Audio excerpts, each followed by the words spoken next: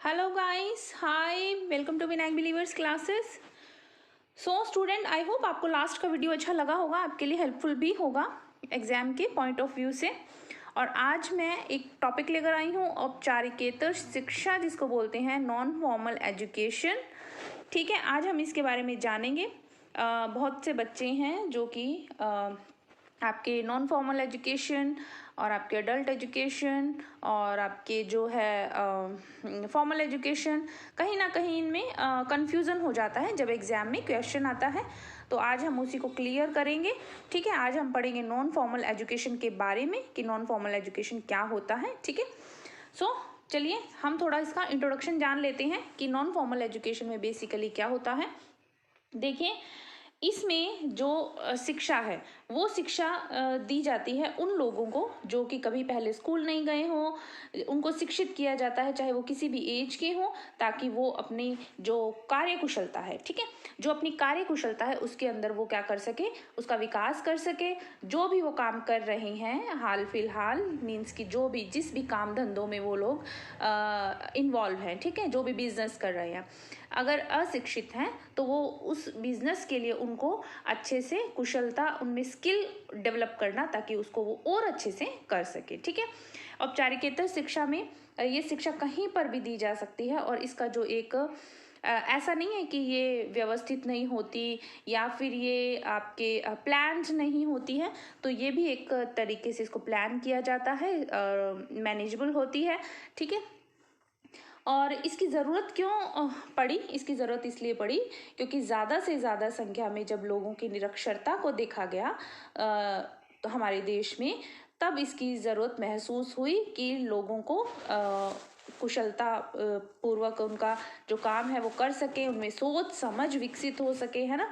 और नई नई जो भी पद्धतियाँ आती हैं समय समय के साथ, उनके बारे में उनको जानकारी मिले ताकि वो पिछड़े ना। उनके जो राइट्स हैं, जो वो अपना जिस चीज़ के बारे में उनको पता नहीं है, चाहे वो गवर्नमेंट की स्कीम्स हैं, वो उनका लाभ नहीं उठा पाते सिर्फ इसलिए क्योंकि उनको जानकारी नहीं होती, क्योंकि वो शिक्षित नहीं है। तो इन सब चीज़ों से उनको जागरूक करना। ठीक है, औपचारिकेतर शिक्षा कहीं पर भी दी जा सकती है, ये हम जानते हैं, क्योंकि आजकल टेक्निकल जो है चल चुका है, बहुत ज़्यादा चलन जो है, तो आजकल शिक्षा कहीं से भी ली जा सकती है। ठीक है, उसके अलावा इसके अंदर देखिए, अगर आप बात करें इसकी परिभाषा की बेसिकली, ठीक है, बेसिकली इसकी परिभाषा की बात करें तो वो देखिए, औपचारिकेतर शिक्षण सुव्यवस्थित होता है, ठीक है, योजनाबद्ध पद्धति पर आधारित होता है। इसमें शिक्षण शैक्षिक संस्थानों की चार दीवारी से बाहर होता है। अभी आपको समझ में आया, शैक्षिक संस्थानों की मीन्स कि इसके लिए किसी स्कूल की, किसी कॉलेज की, किसी पर्टिकुलर एक इंस्टीट्यूट की जरूरत नहीं होती। ठीक है, ये उस चार दीवारी के बाहर होता है। अब स्कूल का जो माहौल होता है कंट्रोलिंग होता है। ठीक है, आपको 6 आवर्स के लिए जाना ही जाना है, टीचर्स को जाना ही जाना है, वहाँ पर पाठ्यक्रम जो है उसको पूरा करवाना, जो सिलेबस दिया गया है उसको पूरा करवाना, उसी के अकॉर्डिंग चलना है। एग्जाम्स भी होती हैं, फिर डिग्रीज मिलती हैं। तो वो क्या होता है, एक कंट्रोलिंग जो क्राइटेरिया होता है, ठीक है, उसके अंदर होता है, जिसको क्या फॉर्मल बोलते हैं। ठीक है, उसके लिए कॉलेज स्कूल की एजुकेशन है तो उसके लिए एक आपको बिल्डिंग भी चाहिए होगी, है ना, वहाँ पर सब मैनेज करना, ये सब चीज़ें।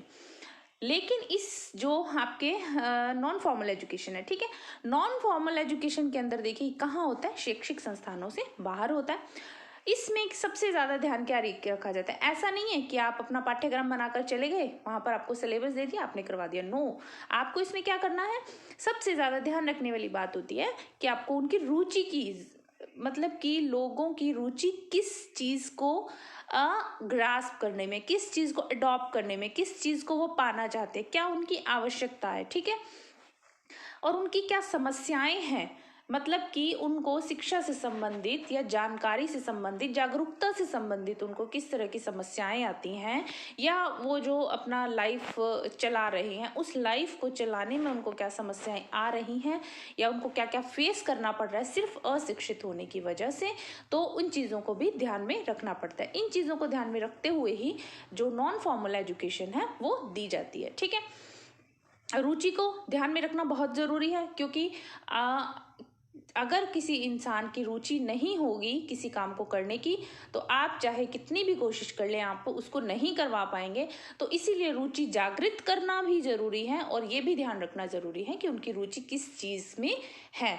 और सबसे बड़ी बात, आवश्यकता को तो बिल्कुल ध्यान में रखना है, क्योंकि हम कोई भी काम ऐसा नहीं करते जो हमारे लिए अनुपयोगी हो, हमारे लिए आवश्यक ना हो। हम क्या काम करते हैं? हम वही काम करते हैं जो हमारे लिए आवश्यक है, और हम उसी चीज को फोकस करते हैं जिस चीज की हमें आवश्यकता है। तो सेम चीज है कि आवश्यकता को ध्यान में रखना है।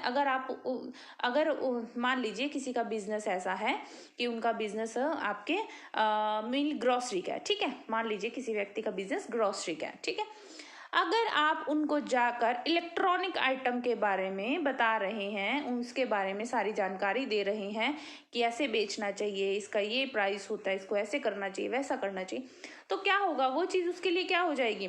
नॉलेज लेना, एक दैट इज डिफरेंट थिंग।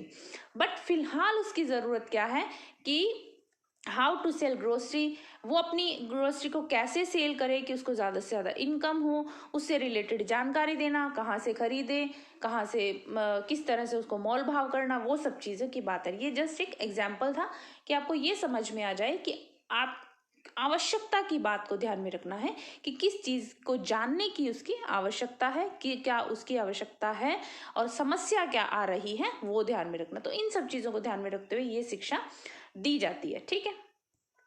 उसके अलावा देखिए इसके अंदर क्या आता है, अनवरत रूप से चलने वाली शिक्षा है, बिल्कुल कॉन्टिन्यूसली जो है वो एजुकेशन है, ये कॉन्टिन्यू चलने वाली।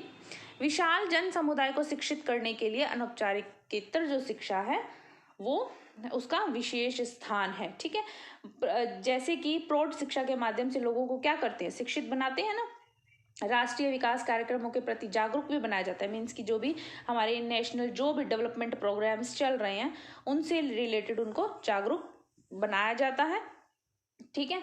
और जैसे प्रौढ़ शिक्षा करने के लिए क्या किया गया, सरकार द्वारा क्रियात्मक साक्षरता कार्यक्रम चलाया जाना चाहिए। ये सब चीजें जो थी आपकी एक केंद्रीय सलाहकार शिक्षा बोर्ड थी, उन्होंने दी थी। तो विशाल जन समुदाय को शिक्षित करने के लिए अनौपचारिकेतर शिक्षा मीन्स कि आप बहुत बड़े समुदाय को एक साथ शिक्षित कर सकते हैं, ठीक है। उसके अलावा देखिए इसमें आपके देखिए वर्ष 1974 से 1975 ये जो है, इसमें औपचारिकेतर शिक्षा को प्रारंभ करने के लिए देश के प्रत्येक राज्य मीन्स की कंट्री के हर स्टेट में, उसकी हर डिस्ट्रिक्ट में, ठीक है, इस प्रोग्राम को क्या किया गया, चलाया गया था। किस प्रोग्राम को? औपचारिकेतर शिक्षा का जो प्रोग्राम था, ठीक है, इन लोगों को शिक्षित किया जाए, इस प्रोग्राम को चलाया गया था, ठीक है। उसके अलावा इसके अंदर आपके औपचारिकेतर शिक्षा किसके लिए होती है? सभी जाति, वर्ग, धर्म, संप्रदाय, आयु वर्ग के लोगों को दी जाए। इसमें ऐसा नहीं है कि इस जाति का बंदे को नहीं देनी, इस जाति के बंदे को नहीं देनी, इस कैटेगरी के बंदे को नहीं देनी, इस धर्म के, इस संप्रदाय के, ऐसा कुछ भी नहीं है, ठीक है। औपचारिकेतर शिक्षा जो है सभी के लिए है, सभी को दी जाती है। चलिए उसके अलावा आपके इसके अंदर आ जाता है, देखिए ऐसे लोग, किन लोगों को प्रायोरिटी दी जाती है, किन लोगों के लिए प्रेफरेंस है इनफॉर्मल एजुकेशन की? जो लोग कभी स्कूल ना गए हो, ठीक है, गरीब हो, बिल्कुल निरक्षर हो, ठीक है, जिनको बिल्कुल भी पढ़ना नहीं आता हो, अक्षर ज्ञान ना होना, वो क्या होता है, निरक्षर। दमित, जो जिनकी जो पढ़ने की इच्छाएं थी, ठीक है, लेकिन किन्हीं कारणों की वजह से वो दमित हो गई हैं, उनकी जो इच्छाएं हैं वो दब गई हैं, ठीक है, या वो पढ़ नहीं पाए हैं, तो शिक्षा से वंचित हैं, ठीक है। उसके अलावा कम, या फिर ऐसे लोगों को जो कि कम उम्र में आर्थिक समस्याओं के कारण उन्होंने कमाना शुरू कर दिया, मीन्स कि पढ़ना चाहते थे, इच्छा है पढ़ने की, लेकिन कहीं ना कहीं उनके घर की आर्थिक स्थिति ऐसी थी, आर्थिक समस्याओं का सामना करना पड़ा उनको, और जिन समस्याओं को सामना करते करते उन्होंने क्या कर दिया, कमाना शुरू कर दिया, मतलब कि अपनी आर्थिक स्थिति को सुधारने के लिए उन्होंने शिक्षा से वंचित रह गए और घर के लिए उन्होंने कमाना शुरू कर दिया। तो जो आपके नॉन फॉर्मल एजुकेशन है वो उन लोगों के लिए बहुत जरूरी है। तो ऐसे लोग जो है इन सबको नॉन फॉर्मल एजुकेशन में प्राथमिकता में रखा जाता है, ठीक है। सबसे पहले इन्हीं को दी जानी चाहिए, ठीक है। उसके अलावा देखिए नेक्स्ट पर चलते हैं हम। आई होप स्टूडेंट आप लोगों को समझ में आ रहा होगा, छोटा सा टॉपिक है, अच्छा टॉपिक है, समझने वाला टॉपिक है, और पेपर में इसमें से क्वेश्चंस भी आते हैं और कंफ्यूजन हो जाता है अनौपचारिकेतर शिक्षा, औपचारिकेतर शिक्षा, ये सब चीज़ों में समटाइम्स इस तरह के ऑप्शंस आते हैं कि हम कंफ्यूज हो जाते हैं। तो इसको अच्छे से आपको कॉन्सेप्ट क्लियर होना ज़रूरी है, किसी भी टॉपिक का कॉन्सेप्ट क्लियर होना बहुत ज़रूरी है। ठीक है, चलिए ओके। उसके अलावा चलते हैं औपचारिकेतर शिक्षा की विषय वस्तु। औपचारिकेतर शिक्षा की विषय वस्तु क्या है? अब ऐसा तो नहीं है कि इसके अंदर आपको सिलेबस थमा दिया जाएगा कि वही करना है वही करना है, ऐसा नहीं है। ठीक है, इसमें क्या है, आपके विषय वस्तु जो है शिक्षार्थी की इच्छा, रुचि, मनोवृत्ति, आवश्यकता के अनुसार हो। देखिए, इसमें सबसे बड़ी बात है, जब शिक्षा दे रहे हैं तो इस चीज को सबसे पहले ध्यान में रखना है कि विषय वस्तु कैसी होनी चाहिए। इस तरह के क्वेश्चन पेपर में बहुत बार पूछा जाता है। ठीक है, कैसी होनी चाहिए? शिक्षार्थी की इच्छा के अनुरूप होनी चाहिए, मीन्स कि उस चीज को लेकर इच्छा होनी चाहिए। सब आपने देखा होगा कि जब मान लीजिए आप किसी जन समुदाय में जा रहे हैं, ठीक है, शिक्षा देने के लिए जा रहे हैं, औपचारिकेतर शिक्षा के लिए जा रहे हैं, वहां पर आपको सबसे पहले क्या करना पड़ेगा, एक वहां के माहौल को आपको पहले ऑब्जर्व करना पड़ेगा। ठीक है, कि वहां पर उन लोगों की आवश्यकताएं क्या है, ठीक है, उन लोगों की इच्छाएं क्या है, उन लोगों की रुचियां क्या है, ठीक है, किस चीज में वो ज्यादा इंटरेस्ट ले रहे हैं। और जितने ज्यादा जो भी आपके नवीन, जो भी नए नए टेक्निक्स आ रही हैं, जो नए नए आपके डे बाय डे जो चलता रहे, टेक्निकल जो भी चीजें हैं, टेक्निक्स हैं, उन चीज़ों से उनको अवगत कराना, ताकि वो भी अपना जो लाइफस्टाइल है उसमें चेंजेस ला सके। तो इन चीज़ों को ध्यान में रखना है कि वहाँ उस पर्टिकुलर जो जिस भी जगह पर आप जा रहे हैं, पर्टिकुलर कम्युनिटी में अगर आप जा रहे हैं, तो वहाँ पर उनकी ज़रूरतें क्या, आवश्यकता क्या है। ठीक है, एक गांव है मान लीजिए, वहां पर मोस्ट ऑफ द लोग आपके जो कुछ ऐसा बिजनेस कर रहे हैं जो बिजनेस उनका सेम है, तो उन सब के लिए वो चीज क्या हो जाएगी, आवश्यकता हो जाएगी। जब आप उससे रिलेटेड उन लोगों को बताना जाएंगे, मान लीजिए आप कृषि के बारे में बताने जा रहे हैं, ठीक है, आप गांव में जा रहे हैं, तो वहां पर ज्यादा से ज्यादा चलन कौन सा होता है, वहां पर ज्यादा से ज्यादा लोग किसान मिलेंगे। तो उनको क्या बताना है, आपको उनके काम से रिलेटेड ही चीज के बारे में आपको नॉलेज देनी है कि वो क्या काम कर रहे हैं, कृषि कर रहे हैं, तो क्या नई नई टेक्निक्स हैं जो आप वो कृषि में यूज कर सकते हैं। ठीक है, तो वो सब चीजें बताना, कैसे पैदावार बढ़ा सकते हैं, कैसे सब कुछ कर सकते हैं, तो ये सब चीजें बताना। तो वो क्या होगी, उनकी जरूरत होगी, उनकी आवश्यकता होगी। तो जो चीज की उनकी आवश्यकता होगी उस चीज को वो रुचि के साथ सुनेंगे भी। ठीक है, उस चीज में उनकी रुचि डेफिनेटली होगी। आवश्यकता ही रुचि को पैदा कर देती है। समटाइम्स आवश्यकताएं ऐसी होती हैं, अपने आप इंटरेस्ट आना शुरू हो जाता है कि हमें, हमारी ये जरूरत है, तो हमें इस चीज के बारे में जानना है, सिंपल।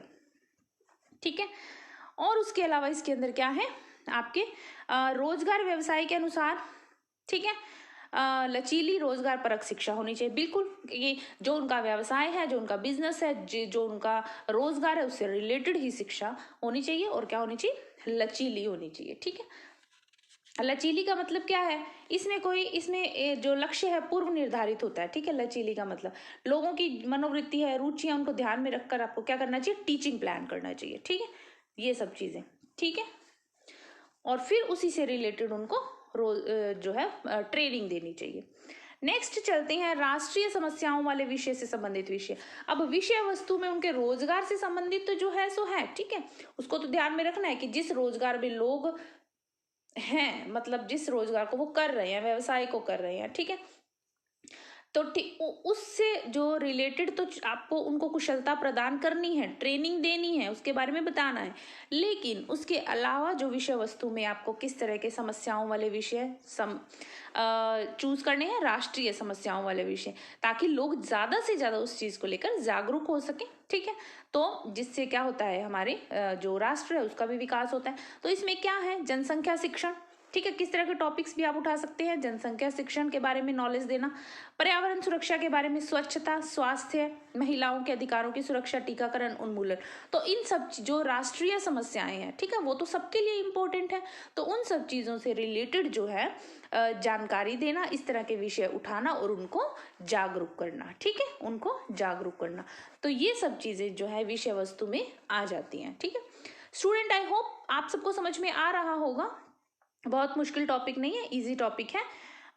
और अगर आपको कॉन्सेप्ट क्लियर होगा तो ये बिल्कुल इजी है, ज़्यादा मुश्किल वाली कोई बात नहीं है, आपको समझ में आ जाएगा। एक दो बार वीडियो देखेंगे, सुनेंगे, देखेंगे तो वो चीज़ आपको ज़्यादा से ज़्यादा माइंड में स्टेबल रहेगी लॉन्ग टाइम तक। ठीक है, ओके, चलिए अब हम देखते हैं औपचारिकेतर शिक्षा की विशेषताएं। ओके, औपचारिकेतर शिक्षा पूर्णतः क्या है? योजनाबद्ध है, प्लान्ड है, सुव्यवस्थित है। ठीक है, सुव्यवस्थित शिक्षा है। अब सुव्यवस्थित शिक्षा जैसे कि आपके इसमें मैं कुछ एक एग्जांपल्स दे देती हूँ, जैसे कोटा विश्वविद्यालय, ठीक है, इंदिरा गांधी कोटा विश्वविद्यालय है, ठीक है, इंदिरा गांधी राष्ट्रीय खुला विश्वविद्यालय, पत्राचार विद्यालय है जिसको कॉरेस्पॉन्डिंग स्कूल बोलते हैं, ठीक है, कृषि मंत्रालय, सूचना तथा प्रसार मंत्रालय, परिवार कल्याण मंत्रालय, स्वयं सेवी संस्थाएं आदि, ये सारी जो संस्थाएं हैं ये क्या आदि जो है ये औपचारिकेतर शिक्षा को आगे बढ़ाने में क्या कर रही है? महत्वपूर्ण योगदान दे रही है। ठीक है, इनकी छोटी छोटी यूनिट्स होती हैं। सिंपल शब्दों में सुन लीजिए कि ये जो आपको मैंने चीजें बताई हैं, जो भी आपको मैंने ये इंस्टीट्यूट के नेम्स दिए हैं, इनकी छोटी छोटी यूनिट्स होती हैं जो कि कहाँ काम करती हैं? शहरों में और गांवों में काम करती हैं, ताकि लोगों को शिक्षा प्रदान कर सके और महत्वपूर्ण भूमिका ये लोग निभाते हैं उसमें। ठीक है, नेक्स्ट चलते हैं। इसमें सेकंड क्या है? संस्थागत शिक्षा की तरह इसमें समय, पाठ्यक्रम तथा अवधि की कोई पाबंदी नहीं होती।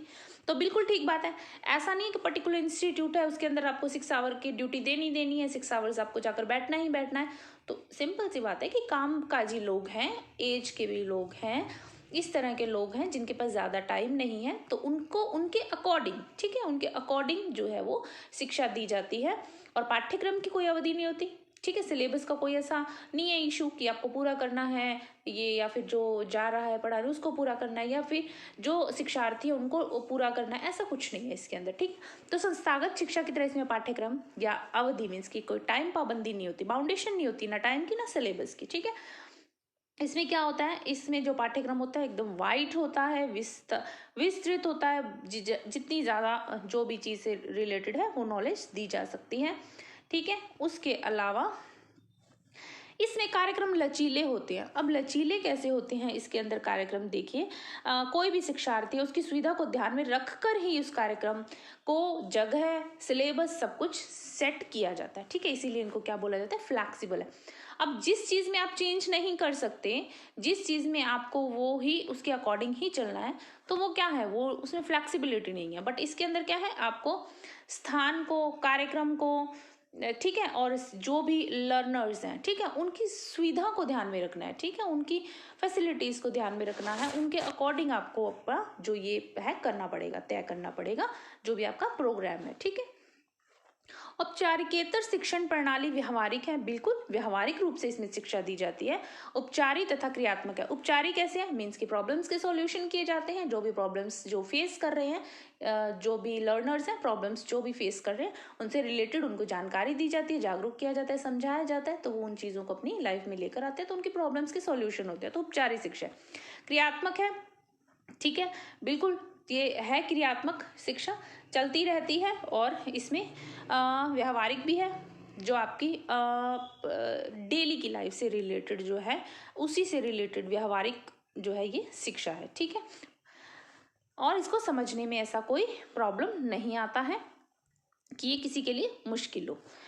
यह शिक्षा स्त्रियों तथा निर्धनों के लिए एक वरदान है। बिल्कुल, स्त्रियों को ज़्यादा से ज़्यादा इस तरह की शिक्षा से मिलती है। तो क्या है, जैसे लेडीज़ हैं, ये लेडीज़ के लिए कैसे एक वरदान की तरह, या निर्धनों के लिए कैसे वरदान है? क्योंकि इसके लिए एक शब्द यूज होता है, एक सेंटेंस यूज होता है, शिक्षा। ठीक है, शिक्षा आपके द्वार। ओके, शिक्षा आपके द्वार। तो ये जो सेंटेंस यूज होता है वो इसीलिए यूज हो रहा है क्योंकि यह घर घर जाकर भी शिक्षा दी जा सकती है, यानी जिस जगह पर आप हो पर्टिकुलर वहां पर जाकर ये पूरे जन समुदाय में शिक्षित किया जाता है लोगों को। तो शिक्षा जो चलकर आपके पास आ रही है, तो शिक्षा आपके द्वार। ठीक है, तो ये बात हो रही है। तो निर्धनों के लिए एक वरदान है, मीन्स कि जो लोग पढ़ नहीं पाए, किसी समस्या की वजह से, आर्थिक समस्या की वजह से स्कूल छोड़ना पड़ा, तो उन लर्नर्स के लिए क्या है? वरदान की तरह साबित हो रही है। औपचारिकेतर शिक्षा की मूल्यांकन विधि अत्यंत सरल है। अभी ये मूल्यांकन विधि अत्यंत सरल कैसे है? देखिए, लर्नर जो है इसके अंदर स्वयं का मूल्यांकन बहुत इजीली कर लेता है। कैसे कर लेता है? क्योंकि वो जान सकते हैं कि इस शिक्षा से उन्हें क्या क्या फायदे हुए। मान लीजिए उनके कोई रोजगार से संबंधित जो भी वो बिजनेस कर रहे हैं उससे रिलेटेड आप लोगों ने उनको शिक्षा दी, नॉलेज दी, बताया सब कुछ, तो जब वो उस चीज़ को अपनाएंगे, ठीक है, अपनी लाइफ में लेकर आएंगे, अपने रोजगार में उस चीज़ को इन्वॉल्व करेंगे, उससे रिलेटेड वो उसको उसी तरह से समझना शुरू करेंगे और करना शुरू करेंगे उस चीज़ को, और उस चीज़ को करने के बाद उनको क्या फ़ायदे हुए हैं, तो वो सेल्फ जो है इवैल्यूएशन कर सकते हैं, ठीक है, कि हमने जो नॉलेज ली थी, हमने कितना उस चीज़ को समझा और उस चीज़ को कितना हम हमारी ज़िंदगी में लेकर आए, तो सेल्फ इवैल्यूएशन कर सकते हैं। तो इसको समझना बहुत ईजी है, सेल्फ इवैल्यूएशन कर सकते हैं। मीन्स कि जो भी ज्ञान आपने प्राप्त किया उसमें क्या क्या फायदे हुए आपको, ठीक है। तो इससे क्या है, कोई भी प्रोग्राम है, इवैल्यूएशन जो है किसी भी प्रोग्राम की सफलता और असफलता को बताता है, ठीक है, कि सामने वाले ने उस चीज़ को कितना समझा और जो आपने उद्देश्य निर्धारित किए थे आप उन उद्देश्यों पर पूरा उतरे हैं या नहीं उतरे, ठीक है, आपके उद्देश्य सफल हुए हैं या नहीं हुए। और ये कैसे होता है इवैल्यूएशन में, कोई भी मान लीजिए प्रोग्राम की सफलता है या पाठ्यक्रम की उपयोगिता अगर शिक्षार्थी के, लर्नर के व्यवहार में झलकती है, तो आप मूल्यांकन कर सकते हैं कि कितना उस चीज को उसने ग्रास्प किया और कितना उसको फायदा मिला, ठीक है। तो सेल्फ इवैल्यूएशन भी हो जाता है। नेक्स्ट आता है, इस शिक्षा से न केवल व्यक्तिगत समस्याओं का निदान होता है बल्कि राष्ट्रीय समस्याओं के निराकरण में भी सहयोगी है। कैसे है, अब ऐसा नहीं है कि पर्टिकुलर जो पर्सनल उनकी सम प्रॉब्लम्स है उन्हीं का ही निदान किया जाता है, इसमें ऐसा नहीं है। इसमें क्या किया जाता है, जब टॉपिक्स जो अपने कंट्री से रिलेटेड, नेशन से रिलेटेड जो प्रॉब्लम्स उठाई जाती हैं उसके सॉल्यूशन में भी क्या है, सहयोगी है ये शिक्षा, ठीक है, क्योंकि उसके बारे में भी जानकारी दी जाती है, लोगों को बताया जाता है, जागरूक किया जाता है, ठीक है। उसके अलावा देखिए, यह शिक्षा नवाचार के अंगीकरण में मदद करती है, बिल्कुल करती है, नवाचार के अंगीकरण में मदद करती है। कैसे करती है, देखिए, जब भी कोई नई नई पद्धतियाँ आती हैं, नई नई टेक्निक्स जो आती हैं, तो जो उन टेक्निक्स को, नई पद्धतियों को विकसित करने के लिए और उस चीज़ को अपनाने के लिए क्या करते हैं, लोग आसानी से मान जाते हैं।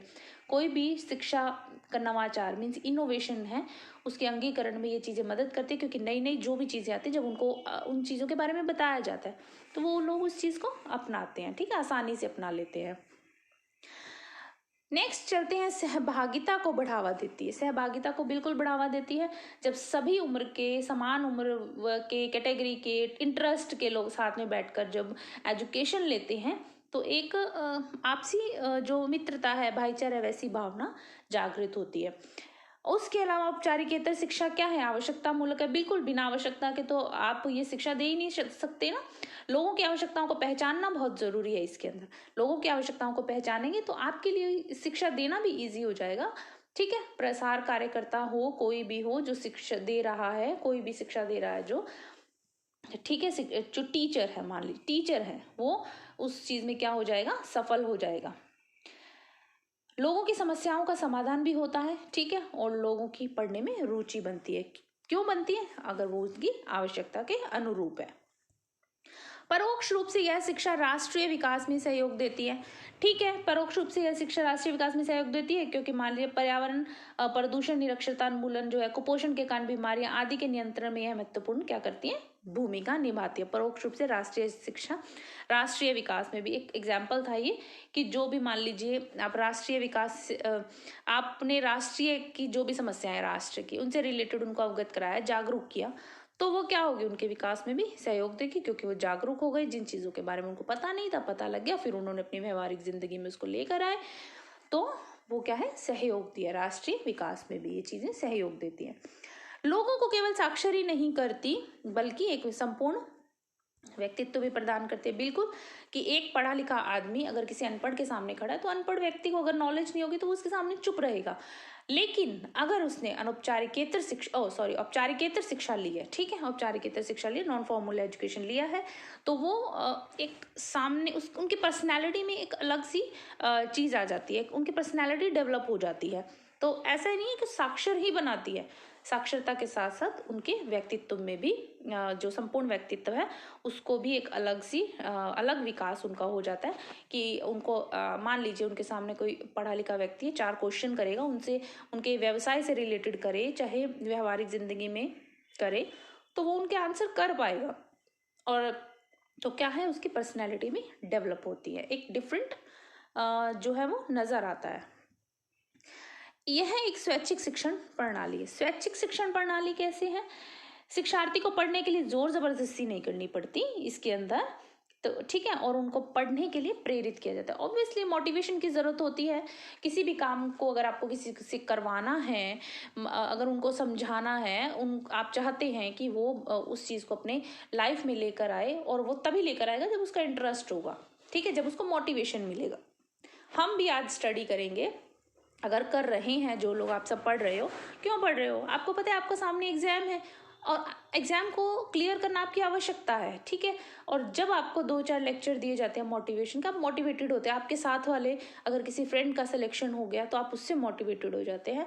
तो कुछ लोग इंटरनल मोटिवेटेड होते हैं, अपने आप से हो जाते हैं, आंतरिक जो होता है मोटिवेशन वो मिलता है। कुछ लोग बाह्य, तो हर किसी का अपना मोटिवेशन को लेने का तरीका है, कौन कैसे मोटिवेट होता है, कौन कैसे मोटिवेट होता है। तो ये एक स्वैच्छिक शिक्षण प्रणाली है, लेकिन इस तरह की शिक्षा के अंदर मोटिवेशन बहुत ज़रूरी है। उनको पढ़ने के लिए प्रेरित किया जाता है, इंटरेस्ट बनाया जाता है उनका, ठीक है। ये सब चीज़ें स्टूडेंट, आई होप आपको समझ में आ रहा होगा। वीडियो अच्छा लगे तो लाइक शेयर सब्सक्राइब करना नहीं भूलिएगा। अच्छा टॉपिक है, इम्पोर्टेंट है, क्वेश्चन पूछे जाते हैं, और मुझे पूरी उम्मीद है कि आप जब ये वीडियो देखेंगे उसके बाद आपके कॉन्सेप्ट क्लियर हो जाएंगे। कहीं कोई जो है आपको वो नहीं रहेगी, क्यूरी नहीं रहेगी। अगर क्यूरी हो आप कमेंट सेक्शन में मुझे बता सकते हैं, पूछ सकते हैं, तो मैं आपको आंसर ज़रूर करूँगी, ठीक है।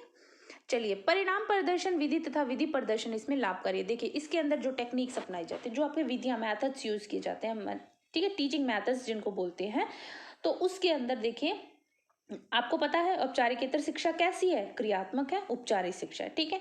इसके अंदर जो शिक्षण की जो है वो क्या करी जाती है, अलग अलग मेथड्स यूज किए जाते हैं। इसमें लोगों को उनके टाइम के अकॉर्डिंग पढ़ाया जाता है, जब उनके पास टाइम होता है। तो इसमें क्या किया जाता है, दृश्य श्रव्य सामग्री भी यूज होती है, ठीक है।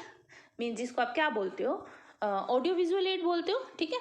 चार्ट है, पोस्टर है, फोल्डर्स है, फ्लैश कार्ड्स है, प्रोजेक्टर्स है, रेडियो, टीवी, टेप रिकॉर्डर, ये सब यूज किया जाता है। उसके अलावा इनको पढ़ाने का तरीका कैसा होता है? प्रजातांत्रिक होता है। मैथड्स जो यूज किए जा रहे हैं, जिसमें मैं आपको बता रही हूँ, प्रजातांत्रिक तरीका होता है, और जिसमें वो क्या करते हैं, जो भी उनकी प्रॉब्लम्स होती है, उनको विदाउट एनी हेजिटेशन वो एक दूसरे के साथ शेयर करते हैं, कहते हैं, सुनते हैं, ठीक है। और ग्रुप डिस्कशन भी होता है, ठीक है। अगर टीचर उनको कोई चीज़ के बारे में बता रहा है, फिर उससे रिलेटेड वो ग्रुप डिस्कशन भी करते हैं, टीचर से भी बात करते हैं, विदाउट एनी हेजिटेशन वो अपनी समस्याएं सामने रखते हैं। तो ये एक प्रजातांत्रिक तरीका है, ठीक है। उसके अलावा जो हैं, जो स्पेशलिस्ट होते हैं, ठीक है, जो भी उस सब्जेक्ट से रिलेटेड स्पेशलिस्ट होते हैं, मान लीजिए उनकी प्रॉब्लम है किसी मैटर से रिलेटेड, किसी भी सब्जेक्ट से रिलेटेड ले लीजिए, तो उसके जो स्पेशलिस्ट होते हैं उनकी समस्याओं का क्या करते हैं, निदान करते हैं। उसके अलावा क्या करते हैं, ये जो परिणाम प्रदर्शन, विधि प्रदर्शन, मीन्स कि एक तो वो प्रदर्शन किया जाए जिसके परिणाम प्राप्त हो चुके हैं, उनके सामने परिणाम प्रदर्शन करना, रिजल्ट्स दिखाना कि देखिए ये चीज़ अपनाई गई थी तो उनको ये रिजल्ट्स मिले हैं, पॉजिटिव रिजल्ट्स मिले हैं, तो वो चीज़ करना मेथड बहुत लाभकारी होता है। विधि प्रदर्शन, एक उनके सामने उस चीज़ को पूरे विधि के साथ करके दिखाना, ठीक है। तो ये जो चीज़ें हैं ज़्यादा लाभकारी होती हैं। ये था हमारा आज का topic, non formal education. I hope आप सबको ये समझ में आ गया होगा। इससे रिलेटेड जो क्वेश्चंस आते हैं वो इसी तरह से क्वेश्चंस पूछे जाते हैं जो मैंने आपको पढ़ाया है, जिसके अंदर आपसे ये योजनाबद्ध है, व्यवहारिक है, क्या क्या विशेषताएं हो सकती हैं, ठीक है, इस तरह के क्वेश्चंस इसके अंदर पूछे जाते हैं। तो अगर आपको टॉपिक क्लियर हुआ, आप इजीली इसको कर पाएंगे, कोई दिक्कत नहीं आएगी, ठीक है। तो आई होप आप सबको समझ में आ गया होगा, मुझे पूरी उम्मीद है समझ में आया होगा, आपको कॉन्सेप्ट क्लियर हो गया होगा। थैंक यू सो मच, बने रहिए मेरे साथ, पढ़ते रहिए, keep learning, keep supporting, all the best for your exam, bye.